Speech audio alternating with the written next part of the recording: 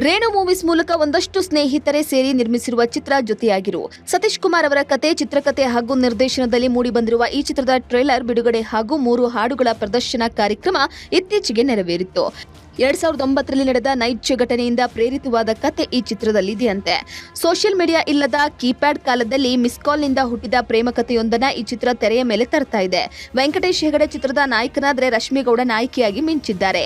ರಾಜಶೇಖರ್ ಅವರ ಸಂಭಾಷಣೆ, ವಿನು ಮನಸ್ಸು ಅವರ ಸಂಗೀತ, ಕೆ ಕಲ್ಯಾಣ್, ಮನಸ್ವಿ, ಸತೀಶ್ ಕುಮಾರ್ ಸಾಹಿತ್ಯ, ಲಯನ್ ಗಂಗಾರಾಜ್ ಸಾಹಸ, ರಾಜ ಶಿವಶಂಕರ್ ಮತ್ತು ಆನಂದ್ ಇಳಿಯರಾಜ್ ಅವರ ಛಾಯಾಗ್ರಹಣ ಈ ಚಿತ್ರಕ್ಕಿದೆ. ಈಗಾಗಲೇ ಚಿತ್ರೀಕರಣ ಹಾಗೂ ಪೋಸ್ಟ್ ಪ್ರೊಡಕ್ಷನ್ ಕೆಲಸಗಳೆಲ್ಲ ಮುಗಿದು ಸೆನ್ಸಾರ್ನಿಂದ ಯುಎ ಪ್ರಮಾಣವನ್ನ ಪಡೆದುಕೊಂಡಿರೋ ಜೊತೆಯಾಗಿರೋ ತಂಡ ಸದ್ಯದಲ್ಲೇ ಪ್ರೇಕ್ಷಕರೆದುರು ಬರುವುದಕ್ಕೆ ಸಜ್ಜಾಗಿದೆ.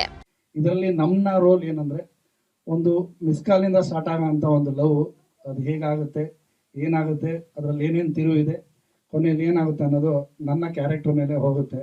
ಮತ್ತೆ ಹೇಳ್ತಾ ಇದೀನಿ, ಕಷ್ಟಪಟ್ಟು ಇಷ್ಟಪಟ್ಟು ಸಿನಿಮಾ ಮಾಡಿದ್ದೀವಿ. ಎಲ್ಲರೂ ಹರಿಸಿ ಹಾರೈಸಿ ನಮ್ಮನ್ನು ಆಶೀರ್ವಾದ ಮಾಡಿ.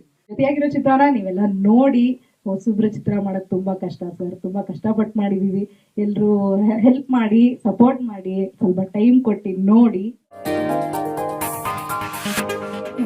Film bureau, power TV. ಎಂದೆಂದಿಗೂ